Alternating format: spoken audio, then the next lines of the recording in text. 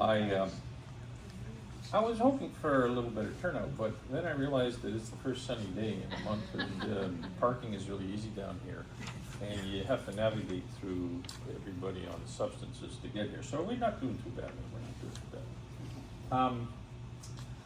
This book is a monster, and if you look at the size of it, you can understand why. The last time I gave a book launch author reading was 4 years ago, April 16th. And this was the last book of the Casebook of Dr. Sabata series. And so I'm a big proponent of the Hemingway law. The Hemingway imperative says you just have to keep writing, because if you're not writing, you're not doing anything useful. So you may well ask, where have I been? Because it's been 4 years, right? And the answer is, I've been writing 3 books. Now, you can probably appreciate the fact that that first book is a big book, and Kenny's Cabin is a little book, and Poetry of the Senses, which we don't have here, by the way, because the printer, because they changed the cover and they didn't do it in time, is a tiny book. So most of the time went on this book, which is why it's the one that I put up for the author reading. And so the question is, what's the treasure?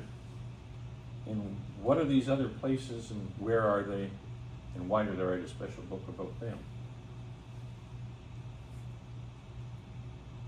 And so we will speak of the physics of time and space and the metaphysics of travel and meaning in the writing of it all. I had written travel books before. In fact, I hitchhiked around the world for 5 years when I was a young man, and became an old man in the process, and wrote this quadrilogy, this Cartwheels quadrilogy, as the first kick at the can. But I've written other travel books too. There's one on, should have had a pointer too. One on samurai on Japan, one on Madagascar, one on island nations in the Pacific, one on the American West, one on, in two novels, one on the Amazon and the Himalayas, and one, of course, on New Zealand.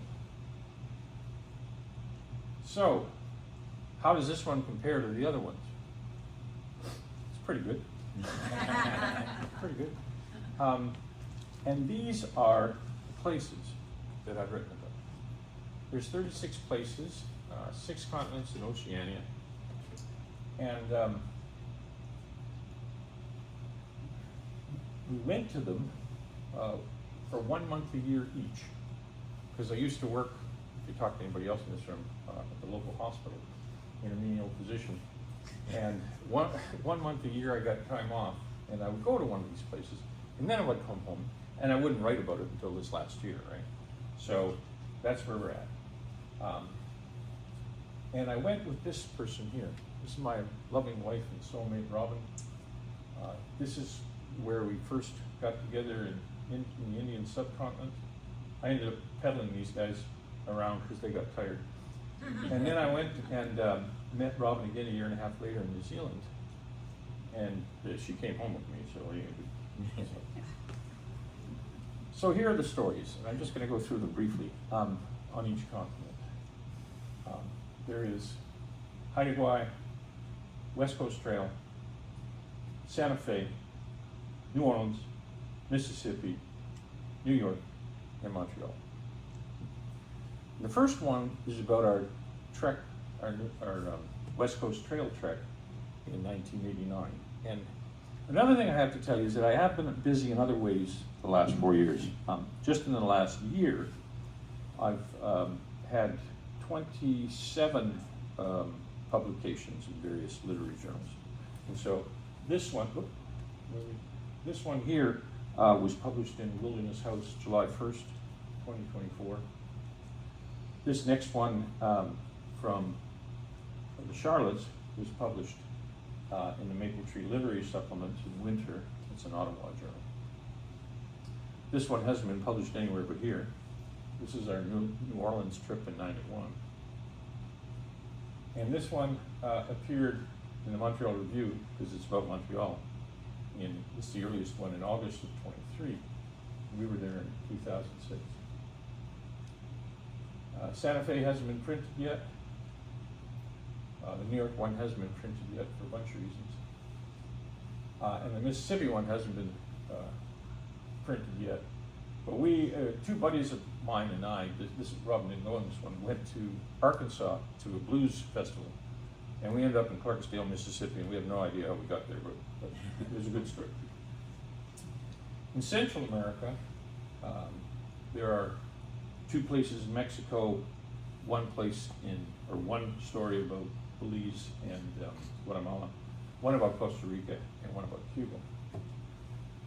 Robyn and I went to Islas Mujeres for a honeymoon in 1986.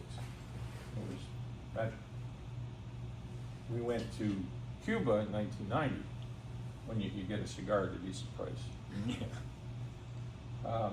We hitchhiked through Costa Rica in 92, and we traveled incredibly densely through Guatemala and Belize in 97. Now, Robyn's sister, Nikki, flew from Thailand via Sumatra with 4 different kinds of malaria and a broken heart. And we took her to Mexico, to Barra de Navidad in 1997. In South America, there's Argentina, Brazil, Chile, Peru, and Venezuelan stories. When I was a resident in my final year and studying for my fellowship exams, everybody was studying for their fellowship exams, except me. I, instead of studying for my fellowship exams, got Robyn on a plane to Brazil, and we went to Rio de Janeiro, and I sat in a hammock for 2 weeks before I had my exams, and still passed them, which pissed everybody off. Anyway, the story about that is called "The Urge is Strong Today." There's a story that occurred in Chile in '93, a narrative of Peru from 1996 called El Cuento de Pasa, and that appeared in Synchronized Chaos in April of 2024. There's an Argentinian journey, It Takes Two, in 2003, and a reasonably dangerous Chavez-filled exploit in Venezuela in 2006. 2 chapters are from Africa, one in Namibia, one in Botswana. And at this point, I'll have to tell you that I have published other stories of these geographies in other journals. Okay, so this one has taken a shine to me for some reason and publishes everything I send them. It's called African Writer. They keep asking me to send them a photo, and I never do, because I'm afraid that they're not going to take another story from me. Anyway, they're good stories, and they like them, so there you go.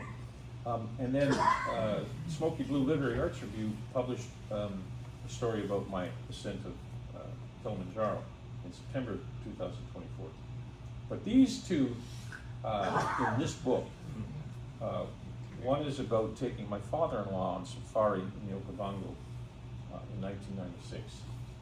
And that was published in a South African literary journal called Botsotso in October of 24. This is Diamonds in the Dust, the travelogue about Namibia. These are my photos. And this is up in a town called Apool on the Angolan border. And this man on the left is 82 years old. And he didn't know it because he had no idea, but we had to go through what happened locally to figure it out. And the 19-year-old woman on the right was one of the most stunning creatures I've ever seen in my life. And she just kind of gave me permission to take her photo, and I was just smitten. So that actually appeared just a few days ago in the Kalahari Review. A lot of places in Europe are in this book. I'll go through them for you. As well, I published other European stories, mostly Russia and Eastern Europe, or Soviet Union, before the walls fell. And this was The Mantelpiece, which is a literary journal in Iceland. for some reason the editor likes me, so she publishes my stuff. There's this one about Romania, and then this one about a little boy who was selling Soviet pins underneath his jeans jacket in Novgorod in the Soviet Union. He's probably a multi-millionaire by now. So these are the European stories. Remember that one, Jeff? So one of them is a trip to Tuscany in '97 called Rosso Bianco, and that's Lurch, that's the waiter. One of them is in Piedmont, called Il Miracolo. And one is a story called Diamond Girl. It's a story about how I sourced it. I hadn't bought Robyn a diamond for her forever. And then I sourced one in Boise, Idaho for some reason. But they insisted that I had to go to Belgium to pick it up. And she had to bring it home in her brassiere. And we did that. And then I realized we could have brought more. So this one was published in New English Review. And I kicked myself because a week after I gave them permission, the Brussels Review wrote and said they wanted to publish it, but they wouldn't because it was already published. There's a story about Israel, 2009, where someone in the back vented all my wine while we were gone. Ralph, thank you. A Movable Feast is about a story that I went to Paris for a conference, and I had an extra day, so I walked across the city with a backpack, and I filled it full of foie gras and cheese, all kinds of other stuff. And you have to read it because the ending is kind of criminal. This is a story of a man whose generations died out. He was the last owner of the chateau. It was very heart-rending. Just as heart-rending was a conference I went to in Warsaw called the Court of Hamburg. And that was published in A Thin Slice of Anxiety in June of 2024. We went to Sicily, and I noticed online that there was a Sicilian count of Norman extraction. He had long hair, and blue eyes, and he had a palace in downtown Palermo. But he would rent out his sister's bedroom. And I thought, well, why not? And you should have seen this place. It was amazing. So this is called the Old Pompe. Went to Bordeaux in 2018 to Chateau Yquem. Went to Georgia in 2018 and made a special trip to Joe Stalin's hometown. And that was quite amazing.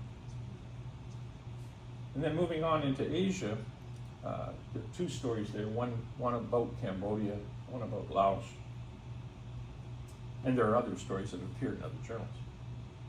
Mostly India, within the last couple of years.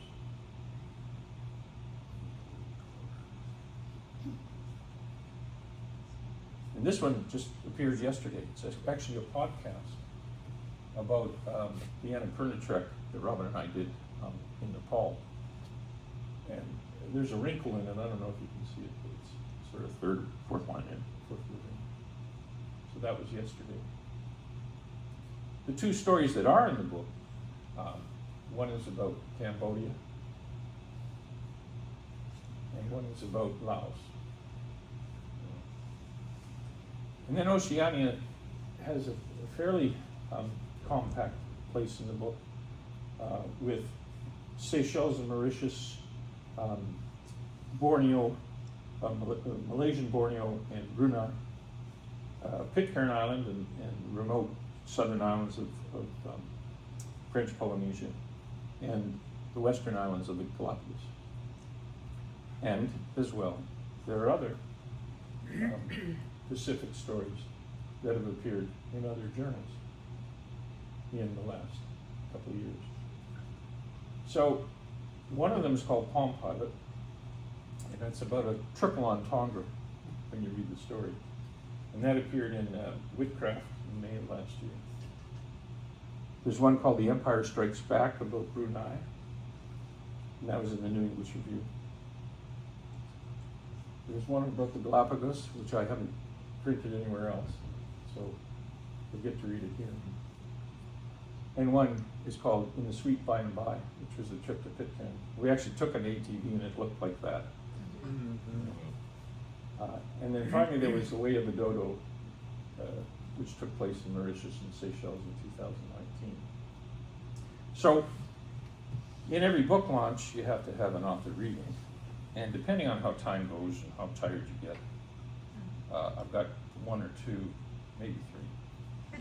So the first reading is about my sister-in-law, Nikki, and her broken heart, and her discovery of a beverage.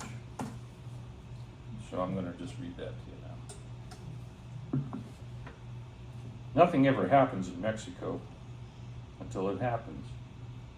William S. Burroughs, the cadaveric heroin junkie writer who shot his second wife in the head while attempting a William Tell stunt on a drunken Mexico City vendor in 1951, described Tacolandia. In Mexico, your wishes have a dream power. When you want to see someone, he turns up. He missed the part about even if you didn't want to see someone, he turns up. On the beach of Bar de Navidad that day, a bright silver convertible Jeep Renegade came hurtling over the scrub and almost collected us on an uninhabited beach north of town. The driver wore mirrored aviator sunglasses and not much else. It was only when he shouted my name that I recognized him as a former colleague from Victoria, messed up in Mexico and living on refried dreams. He stood out like a punk guitarist in a mariachi band, oozing decay. I'd seen this movie before. Jamie looked after our house and dog while Robyn and I were in Chile 4 years earlier. We returned to find layers of candle wax around the hot tub, rubber chickens swinging by their neck in our closets, and deep grooves of panic in the hardwood floor. The dog was never the same. I bought him a beer in the nearest cantina and spent 2 hours squinting at what he was trying to tell me. I'm the worm at the bottom of the bottle, he said. In Mexico, life is cheap, death is rich, and the buzzards are never unhappy. Death can be found in many things, and Mexico extends beyond its borders. 2 months after we returned home, they found Jamie's body in the bathtub on the west coast of Vancouver Island. There were layers of smoldering candle wax around the porcelain rim. But none of us knew this. It was coming on New Year's Eve.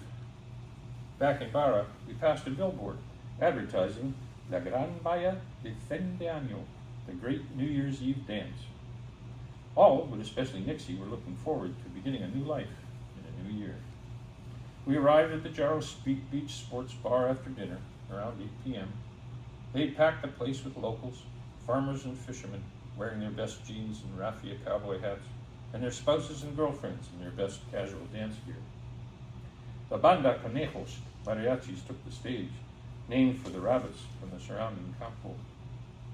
On this most magical last night of the year, they would sing and play their violins, guitars, guitarrones, vihuelas, and trumpets, and their hearts out with perfect pitch and harmony and feeling. Our cover charge hadn't provided for free liquid refreshments, but these were available by purchasing tickets. I bought a roll for a few pesos and asked Robyn and her sister what they'd like to drink. What do they have? Nixie asked. Beer and tequila, I said. Tequila? Magic water for fun people, I said. Blue agave for the blues. I don't think that's the answer. Tequila may not be the answer, but it's worth a shot. Every shot goes to your head. Some memories need assassins. I knew all about tequila from hitchhiking through Jalisco in my former life. Standing in the wooden bed of an old truck, we drove through endless high rolling hills of giant slate blue agave hedgehogs that contrasted volcanic soil underneath blood red from all the tequila gods of Jalisco crash landing on their radial spear blades. We were tossed on an ocean of 2-meter-high mezcal pineapples, each one having to wait a dozen years until its heart would be cut open and the sours of sacrifice. After baking, it tasted like yam candy. When a maguey heart is fermented, it makes a light foam white wine known as pulque.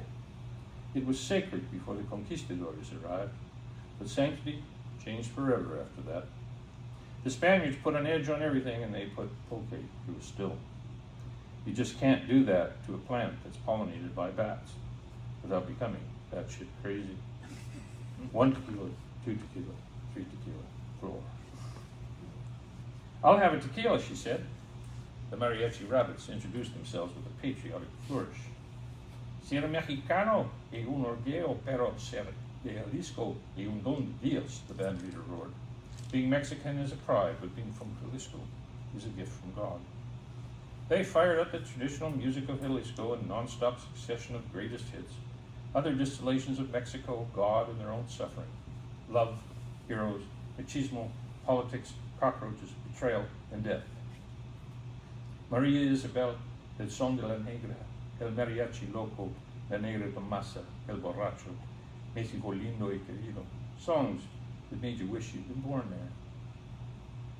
I handed Nixie her first tequila and showed her how to follow a sip with a bite of limon wedge dipped in salt, and how transient are life's tartness and tears. I'm not sure I can dance to this, she said. A few sips said she could. Nixie spun around the dance floor in time to the music, happy to be alive.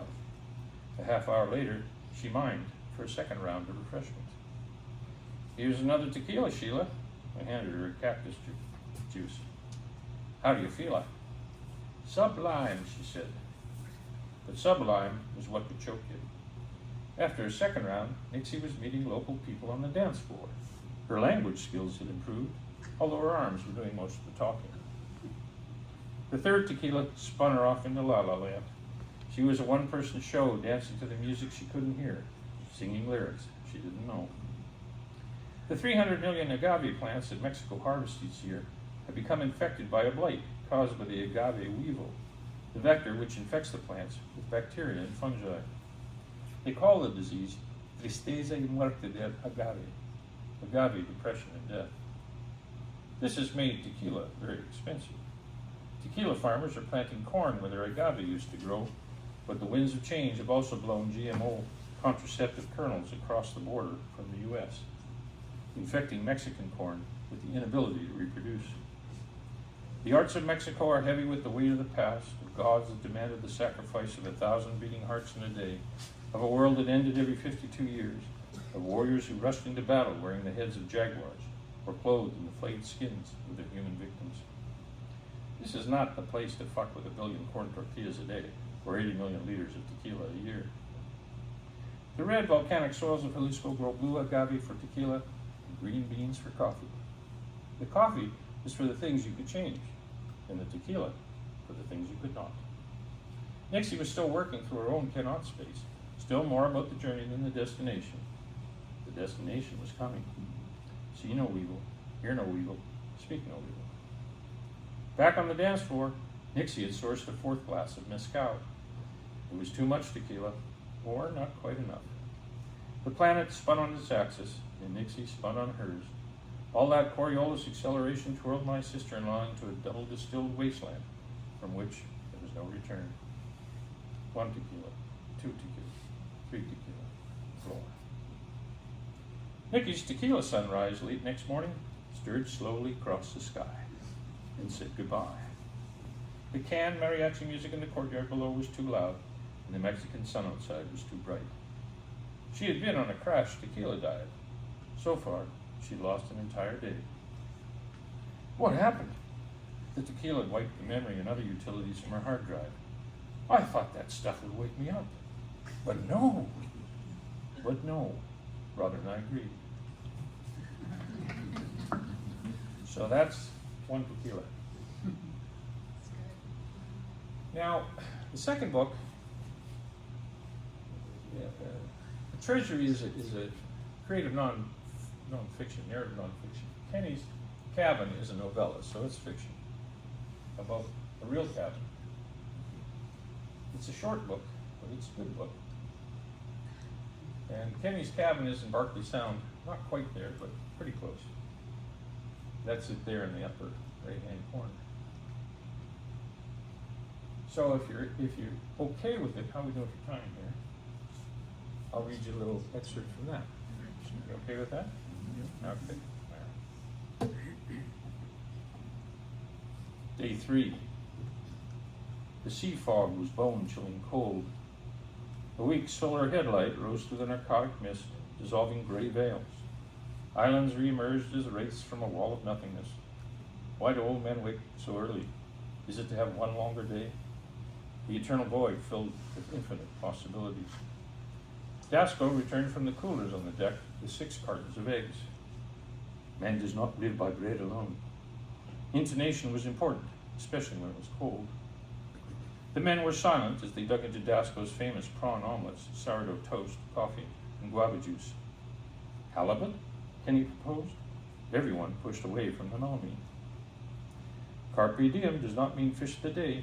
Daz grabbed his survival suit. Where to, Skip? Eli asked. 7 Mile Bank, Kenny said. Right on tide change, just for the hell of it. The old man in the sea took overkill out past Cape Field towards Tokyo for almost an hour. Kenny pulled the throttle back, paused it in neutral, 1000, palmed it into reverse, and back to idle in neutral. The sea danced under them, swelled, and rollers rolled like the wandering remnant of some perfect squall by the wet of the wind. Dasco's gills turned a vivid shade of green. On it, Kenny dove into the cuddy cabin and re-emerged with 2 large home-built zero-speed fin stabilizers and deployed them on each side of the boat. The rock and roll calmed into a slow samba. Dasco's gills flushed the bile into blush. Kenny went back down into the forepeak and returned with 2 6-foot Shimano halyrods and Penn-Squall 230 level wind wind reels wound in a 100-pound test braided line. He assembled each rig in the port and starboard rod holders, attached a white-scented Gibbs Delta Hallyhog cured tail lure and a 40-ounce sinker weight to each rig, adjusted the drags, and dropped their business ends into the deep. We're fishing, he grinned, loaded up a stogie. Eli and Daz surveyed their surroundings. They were out of sight of land. The sky was overcast in heavy gloom. Except for the odd gull or other lone seabird, they were alone with themselves and the sound of the wind and the sea. Both men peered over their reels like something was going to happen. If you look long enough into the void begins to look back into you. Kenny, have you ever used a dotted line? Eli asked. Dotted line? Lets you catch every other fish. Kenny rolled his eyes. A vertical sea spray blew 4 meters into the air on their port side. Humpback, Dasco called. The submarine silhouette of a barnacled baleen bull whale broke the surface and rolled onto its back from side to side, slapping and waving its pectoral fins. Just like my 50th birthday, Eli said. I was fishing with a buddy up in Winter Harbor, just hooked into a 15-pound coho when a humpy breached beside our boat and soaked me to the skin. That's pretty special, Kenny said.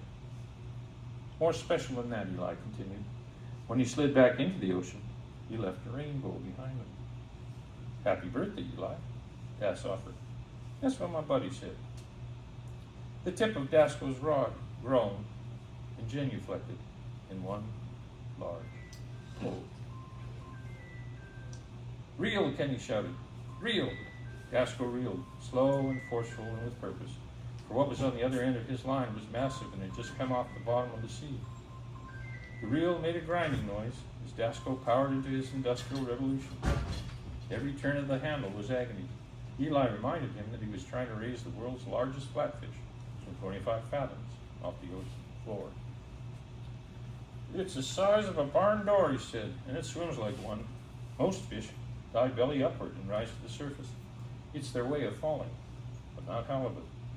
Eli didn't have to mention that Dasco had once fought Flatty into the halibut's distorted visual range. The recognition of his fate would result in a power dive that would threaten to bring Dasco along for the ride. 15 minutes from Dasco's epiphany, the freakish flounder behemoth of slime and teeth found itself floating on the surface in the glaring light of day, one heartbeat away from the two-handed curved gaff which, after a quick upward pull into its backside core, a third of its way back from its nose, launched it through a parabolic flight into Overkill's cockpit. Almost 60 pounds, the halibut's first reaction to landing on the strange planet was to flee. Kenny had wisely hidden all his toys that might break or hurt his catch. The halibut was not grateful enough to stop flapping and flopping and thrashing and twisting and wreaking havoc on everything else. Eli and Dasco retreated towards the helm until Kenny could find the fish's brain behind the dorsal side left eye with the blunt end of his gaff. Spruce shampoo, he said. The halibut convulsed in waves, almost as undulating as those outside the cockpit. Kenny cut the soft tissue behind the gill cover to bleed the beast. He made a second cut just above the tail, all the way through the spine, tied the head and tail together so the body formed a U-shape, and left it lashed to the cleat for an hour before sliding it into the box. He hosed the cockpit thoroughly to wash away the blood. Well, that was funny, he said. Have any fishermen ever been seriously hurt by one of these leviathans? Eli asked. At least once, Kenny said. In 1973, the Juneau Empire reported that a 67-year-old solitary Alaska fisherman, Joe Cash, caught a 150-pound halibut near Kuprianof Island and got it aboard. But the flailing fish broke his leg, severed his femoral artery, and sent him crashing to the deck where he cracked 3 ribs. He managed to lash himself to the boat's winch to avoid falling overboard. But when they found his body after the boat washed ashore, he still had his fish. That's called a Pyrrhic victory, Eli said. So that's Kenny's. Now, business. If you want the Treasury of other places, it's available online on Amazon and several other platforms at a very unreasonable price of $43.21 for a limited time. You can get it here, signed, for $35. Similarly, if you want Kenny's Cabin, you can get it online on various platforms for an unreasonable price of $28.53. But here, only today, for a limited time, you can get it for $20. This is JB. JB is my brother-in-law from Queensland in Australia. JB's wearing pants for the first time in a month. It's just the way he rolls. JB is the bookmeister. Okay. And while I'm at it, I'd like to thank Murray Welty and John Hickman for being my IT and AV guys and my gurus in this last hour of pain and it's so horrible, man. So if you want both of them, but wait, there's more. You can have them for $50. Cash only, no checks, no credit cards, no debit cards, no discounts. Which brings me to the third book, which is coming soon.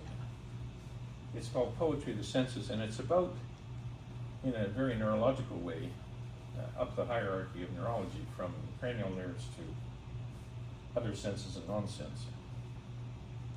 And the one I wrote about and for Robyn is called Falling in Love at Niagara Castle, which happened in 1980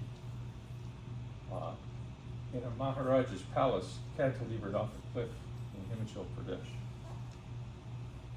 And it was pretty special.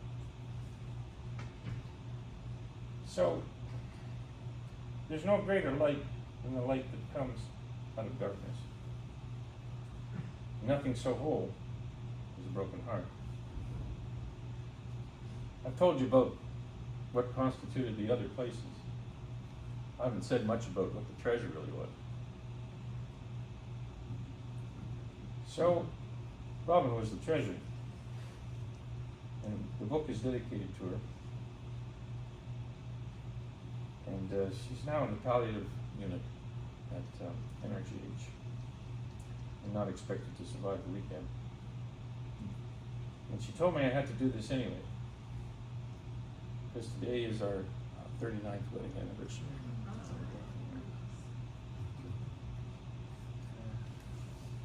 Anyway, I thank you for coming. I hope you enjoyed yourselves, and I'd like you to meet JB.